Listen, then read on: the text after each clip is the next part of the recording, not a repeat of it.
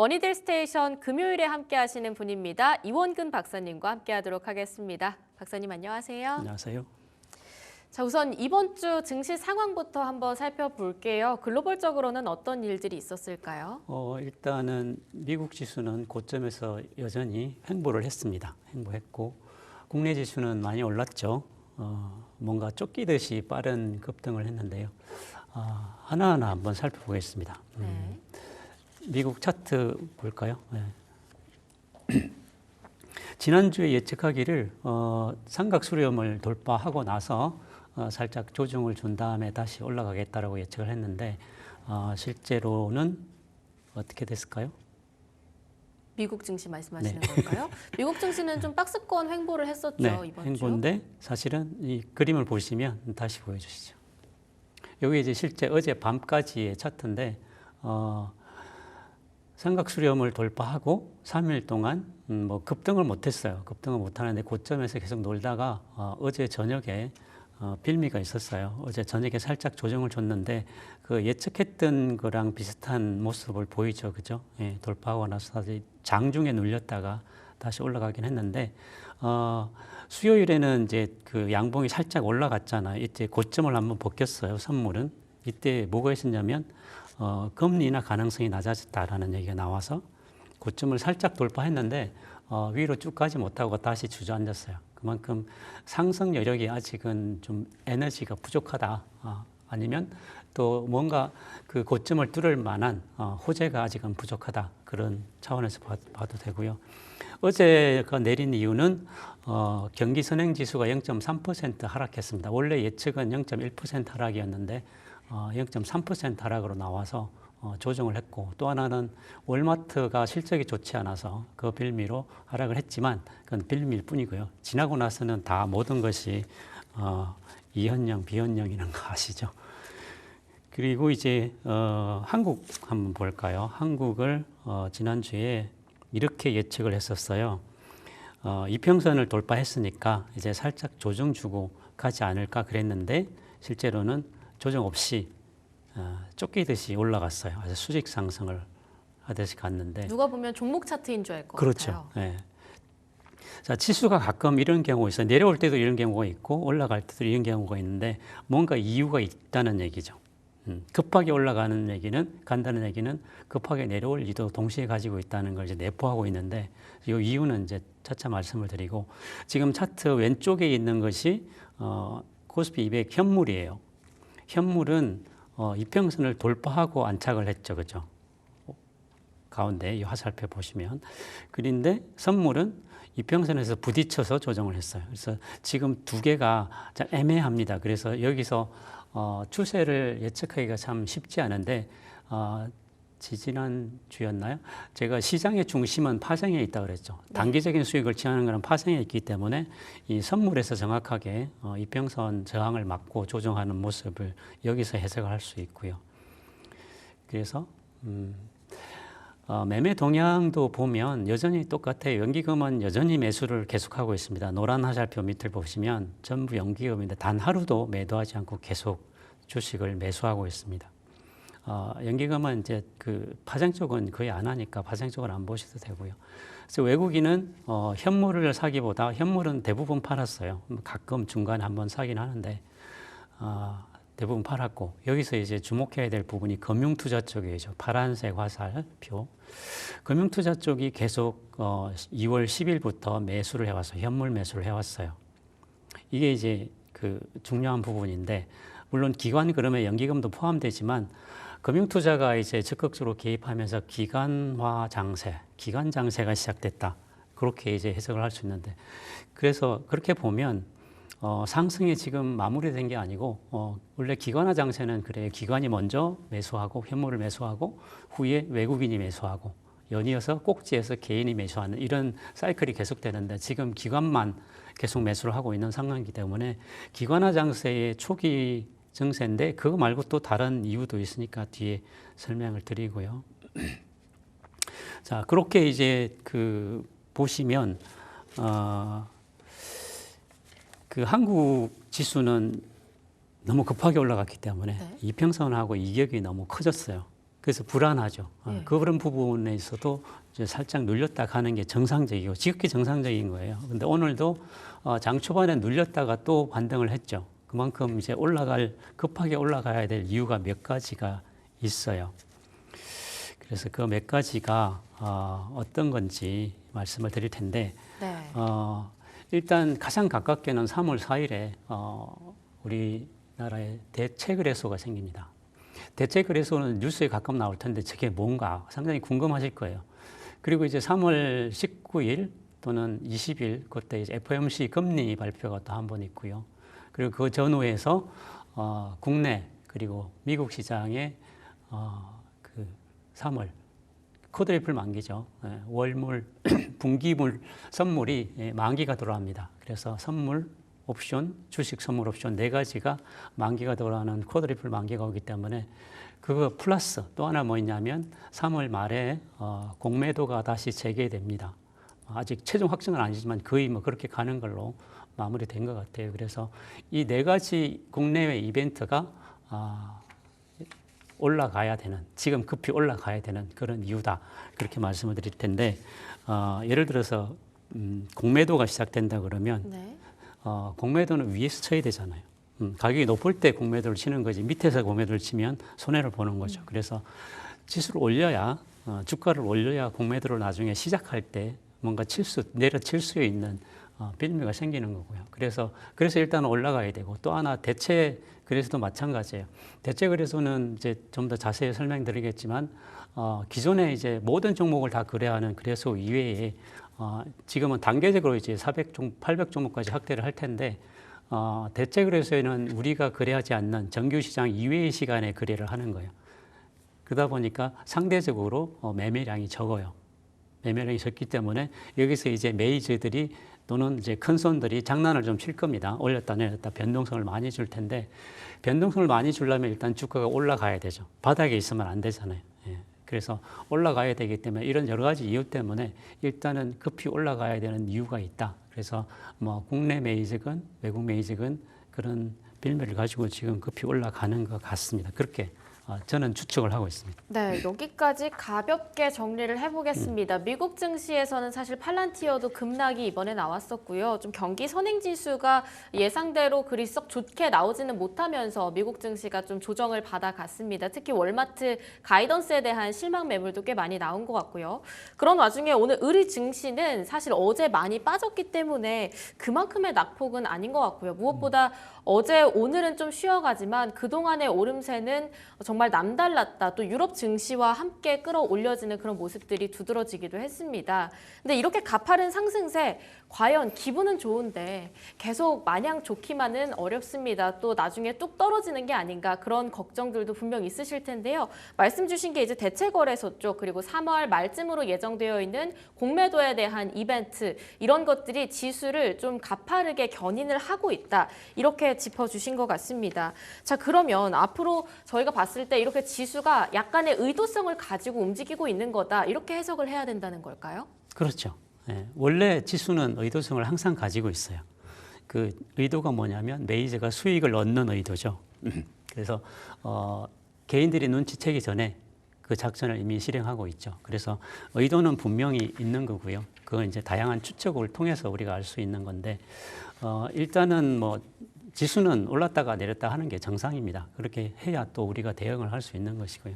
그리고 회사가 항상 오를 수 없는 거잖아요. 예, 힘들 때도 있고 좋을 때도 있는 거니까 그걸 감안하시면 충격이 덜하실 것 같고 일단 대체거래소에 대해서 제가 설명을 좀 드릴게요. 말 그대로 기존에 있는 우리는 거래소 하나밖에 없죠. 그 대체하는 거래소입니다. 특히 중요한 게 뭐냐면 직장인들 같은 경우는 지금 거래되는 정규 시장이 다 직장에 근무하는 시간대잖아요. 그러면 출근하기 전에 매매를 못 하는 거고 퇴근 후에는 못 하는 거잖아요. 네. 물론 이제 그 단일가 매매가 6시까지 있기는 하지만 문제는 그거보다는 퇴근 이후에도 넉넉하게 했으면 좋겠다라는 이런 그 욕망이 많았고 해외에는 이미 오래 전부터 있었어요. 오래 전부터 있었는데 이제야 이제 우리가 시도를 하는 건데 이렇게 늦게 시도하는 건 여러 가지 이제 논란이 있기 때문에 그런 부분이 있고 일단 아침에는 8시부터 8시 50분까지 그 정규장이 시작되기 전까지 매매가 가능합니다. 그리고 시장이 이제 3시 30분에 끝나죠. 그때부터 오후 8시까지, 저녁이죠. 저녁 8시까지 매매가 가능해요. 물론 이제 3월 4일부터 시작해서 주 단위로 단계별로 이제 종목을 늘리는데 2주 동안은 10개 종목만 하기 때문에 거의 아마 매매하실 게 없을 거예요. 그래서 전략상으로는 그냥 지켜보시고 네. 어떻게 움직이는지 지켜보시고 나중에 대응하시 좋은데 일단 대체 거래소는 좀 기존의 정규 시장하고 차이점이 있어요. 첫째로는 거래 시간이 달랐죠. 그리고 두 번째는 수수료가 쌉니다. 수수료가 정규 거래소보다 20에서 40% 정도 쌉니다. 물론 뭐 수수료 따지면 얼마 안 된다라고 할 수 있지만 저렴한 그 경쟁력은 분명히 있는 것 같고요. 수수료 중요합니다. 예. 잘못했습니다. 그래서 수수료가 많게는 40%까지 낮아지고요. 그리고 이제 그 주간장에는 많은 거래자들이 호가에 이제 물량을 넣기 때문에 변동성이 적잖아요. 근데 이제 그 이외의 거래소는 아무래도 정규장보다 매매 그 물량이 적기 때문에 변동성이 커질 수가 있어요. 큰 손이 들어와서 가지고 놀 수도 있고 이런 부분에 유동성이 좀 확대되는 그런 특징이 있습니다. 그 외에도 그런 특징 때문에 소위 말하는 HFT 극초단타라고 하죠. 그래서 이런 그 빠른 시간 밀리초 단위의 매매하는 그런 이제 알고리즘 매매 그 전문 업체들이 있어요. 그런 업체들이 들어와서 장난질을 좀 칠 수가 있습니다. 그래서 잘못하다가는 개인이 함부로 들어갔다가 당할 수 있는 그런 상황이 있어요. 그런 부분은 좀 단점이 되고 또 정규 시장에 비해서 규제가 좀 약하다는 전반적으로 규제가 좀 약해요. 그런 측면이 있고 또 하나는 이게 이제 기존의 우리 정규 시장도 기울어진 운동장이잖아요. 개인이 여러 가지로 불리하죠. 왜냐하면 시장을 설계한 쪽이 메이저고 기관 쪽이기 때문에 그럴 수밖에 없는데 이 대체 거래소도 또 하나의 어떤 그런 기울기를 만들 수 있는 가능성을 가지고 태어나는 거예요. 그래서 이렇게 미뤄진 건데 그게 대표적인 게 뭐냐면 특히 그 미국의 이제 대체 거래소 중에 리퀴드넷이라는 것은 어떻게 하냐면 기관만 특별하게 주문할 수 있는 것들이 있어요. 많은 물량을 거래를 하는데 내가 거래를 했다는 기록이 남지가 않아요.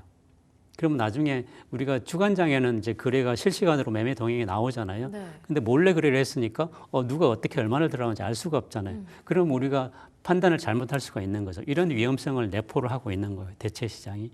그게 이제 지금 우리가 기존에는 주간 선물만 있었지만 야간 선물 옵션이 생기고 나서도 이제 그런 현상이 일어나고 있는데 시장이 점점 해석하기가 복잡해지는 거예요. 그러면 개인은 점점 분석력이 약하기 때문에 기울어진 운동장에서 운동을 해야 되는 그런 상황이 되는 거죠.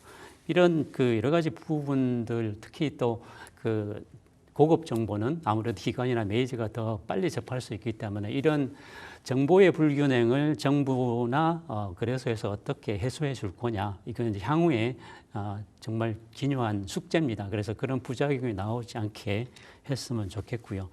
이런 거래소는 한국은 이제 처음이지만 미국은 40개가 있고 EU에는 10개가 있습니다. 그래서 이미 해외에 있는 제도들인데 국민 실정에 맞게 지금 제도가 된 거고요. 그래서 이제 여러 가지 제가 걱정하는 건 뭐냐면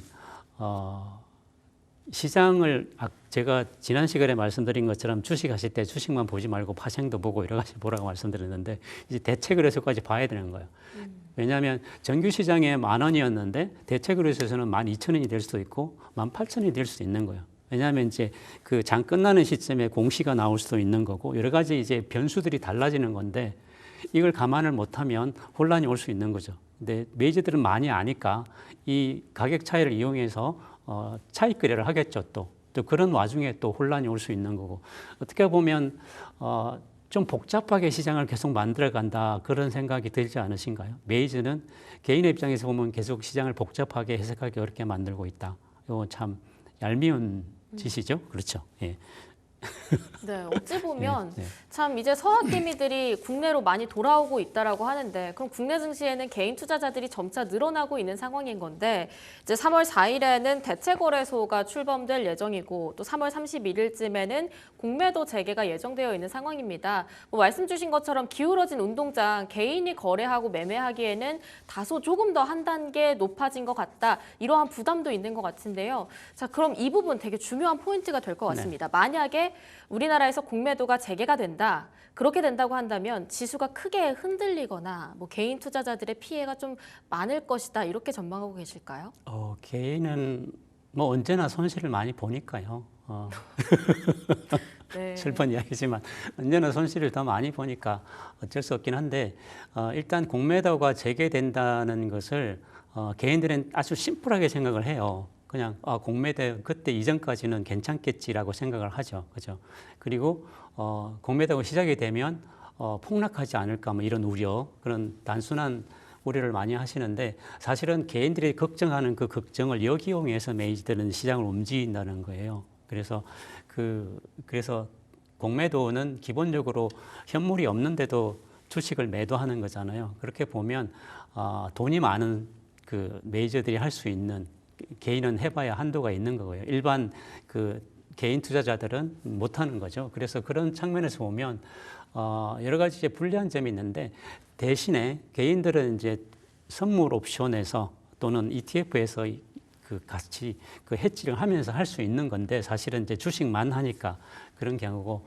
근데 그래서 이제 만약에 3월 30일에 이제 우리는 다 알고 있잖아요, 그죠? 3월 31일에 공매도가 다시 재개가 된다. 1년 3개월 동안 이제 정지시켜 놨는데 그것 때문에 외국인이 떠났다는 얘기도 있고, 또 외국인은 기본적으로 여러 가지 이유로 공매도를 해야 된다. 그래서 이제 그 금융위원회도 그 문제 때문에 재개를 아마 100% 할 것 같아요. 하는데 문제는 이제 그 아까 말씀드린 대로 지수가 올라가야 공매도 하는 세력들이 수익을 취할 수 있잖아요. 위에서 때려야 떨어진 만큼 수익을 취하는 거니까. 그런 측면에서 본다면 여러분이 그 유심히 보시는데 이미 외국인들은 많은 현물을 가지고 있어요.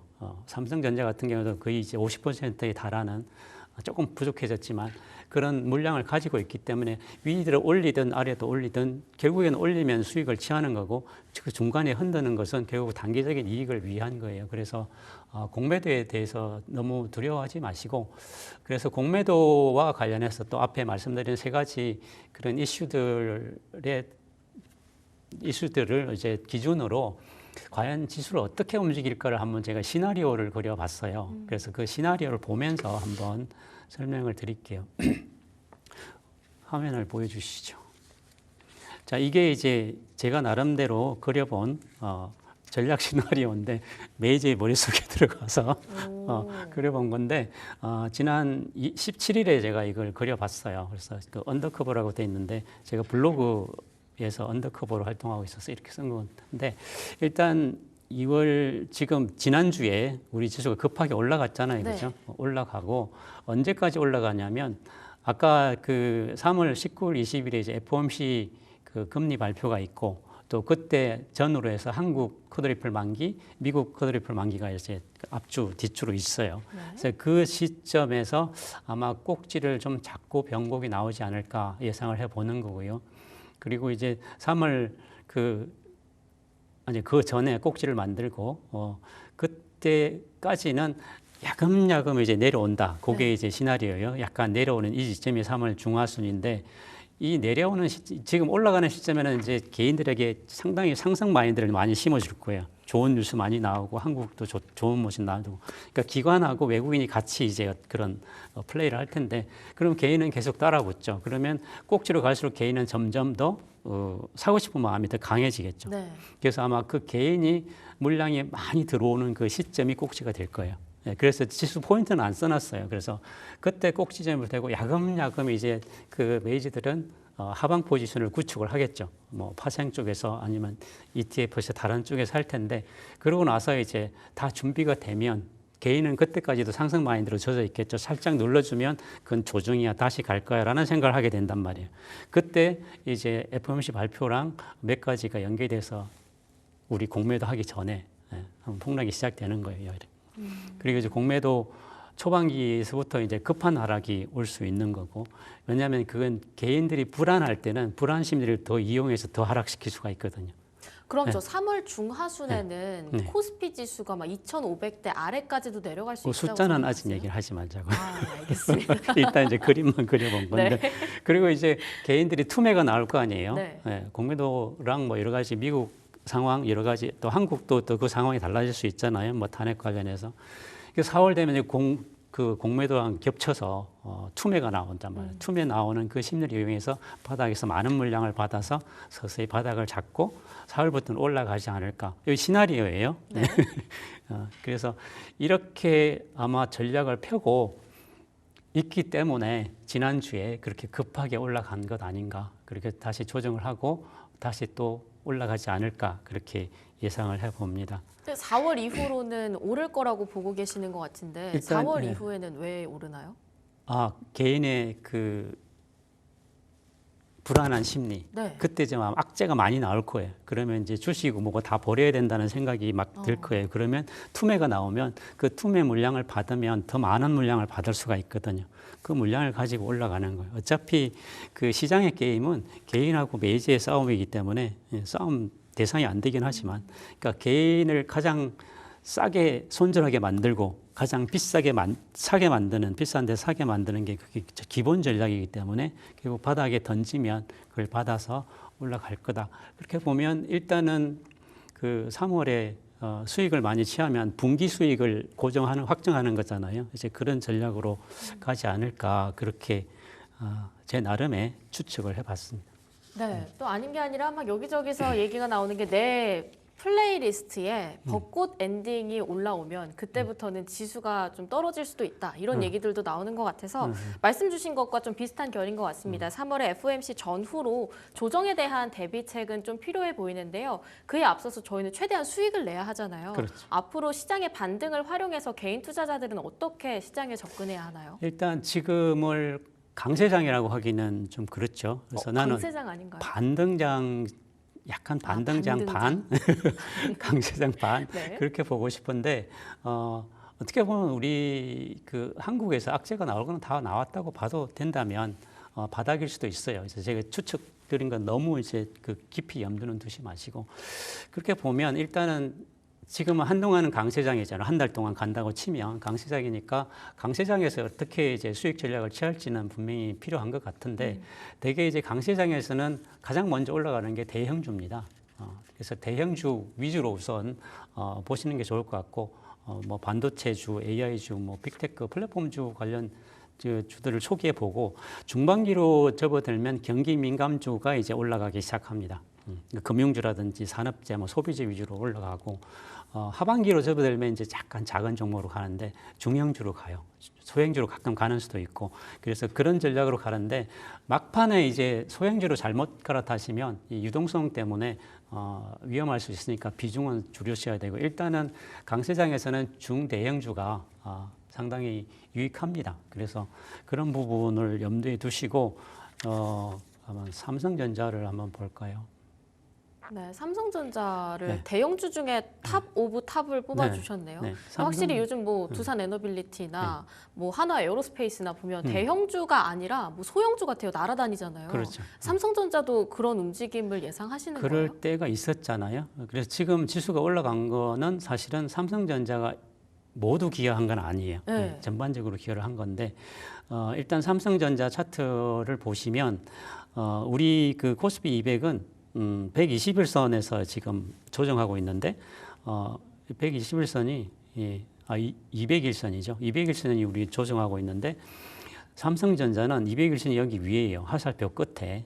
그래서 요만큼 여유가 있어요. 화살표 길이만큼. 그게 65,000원까지. 네, 65,000원, 66,000원 그 시간대인데 그래서 이렇게 보면 향후에 이제 우리 지수도 삼성전자 여력만큼 추가로 갈 수 있다고 보면 어느 정도 횡보 조정이나 아니면 가격 조정 후에 우리 지수도 지수 어디 갔나? 우리 지수도 이렇게 추가로 갈 수 있지 않을까 이제 예측을 해볼 수 있는 거죠. 왜냐하면 삼성전자가 우리 지수에 차지하는 비중이 워낙 크기 때문에 그렇고 지금 미국도 보면 지금 살짝 아주 눌림목이 아주 좋아요. 장중에 누르긴 했지만 이 삼각 수렴의 선을 돌파했다가 다 지지를 했잖아요. 그리고 다시 꼬리 달고 올라가는 아주 전형적인 기술적 모형인데 미국은 상당히 기술적으로 많이 맞아요. 우리는 좀 장난질이 많이 치니까 다른데 그래서 미국은 이렇게 가는데 워낙 상승 피로감이 있기 때문에 쭉 올라갈 수도 있겠지만 이 네모를 해놓은 거는 박스권으로 횡보하고 있고 한국은 이렇게 올라가고 그렇게 이제 그 높낮이를 맞추는 그런 디커플링을 맞추는 그런 행태로 나타나지 않을까 싶고 또 하나는 우리 환율이 이제 쌍봉을 찍었죠. 그래서 지금 조정하고 있는데 이게 진짜 조정이면 좋겠어요. 지금 1,435원대, 6원대 되고 있는데 이제 일봉으로 보면 이렇게 내려오는데 아직 뭐 거의 초반이에요. 이게 네. 쑥 빠지면 정말 좋겠습니다. 그러면 또 지수 상승에 또 동력이 되고 외국인도 또 돌아올 수 있는 거고요. 그렇게 보면 전반적으로 한국 지수도 앞으로 좀 더 오를 여지는 충분히 있지 않을까 그렇게 생각합니다. 그래서 뭐 종목을 굳이 고르지 않아도 삼성전자 같으면 조정 받을 때 조금씩 사두는 것도 괜찮아 보입니다. 다른 종목 보지 말고 지금 삼성전자 보자. 65,000원까지 간다. 강세장에는 저는 그렇게 봅니다. 네. 종목 추천은 원래 안 하는데 네. 그렇다는 얘기예요. 아무튼 삼성전자가 요즘 보여주는 행보가 확실히 이전과 남다르긴 한 것 같습니다. 그래도 아직 다음 주까지는 2월이거든요. 그렇죠. 뭐 지난주 금요일 날 2,600까지는 코스피가 올라와 있을 것 같다. 이렇게 말씀 주셨는데 다음 주까지도 우리 증시가 계속 오름폭을 키울 수 있다. 이렇게 보실까요? 조정 후에 추가로 가야만 그 공매도를 효율적으로 이용해 먹을 수 있고 또 네. 대체거래소에서도 그 HFT나 그런 기업들이 유동성을 만들 수가 있습니다. 바닥에 붙어 있으면 움직일 수가 없거든요. 공을 튀기려면 공간이 있어야 되기 때문에 그래서 올라갈 여지는 다분히 있고 그 올라가는 모습이 뭐 쭉 올라갈 수도 있고 이렇게 조정하다가 갈 수도 있고 아직 시간상으로는 좀 있기 때문에 그래서 너무 서두르지 마시고 급하게 올라가면 나중에 또 급하게 내려오는 그런 습성이 있어요. 그게 대깔꼬마니 습성이 있는데 그래서 늘 대비를 하시고 투자는 항상 안전하게 그렇게 하십시오. 네, 모든 투자는 자기 책임이니까요. 확실히 나의 소견을 가지고 어느 정도의 추천만 받은 채 여러 가지로 고민이 필요한 그런 시기가 아닐까 싶습니다. 네, 지금까지 이원근 박사님과 함께했습니다. 박사님 좋은 말씀 감사합니다. 네, 고맙습니다.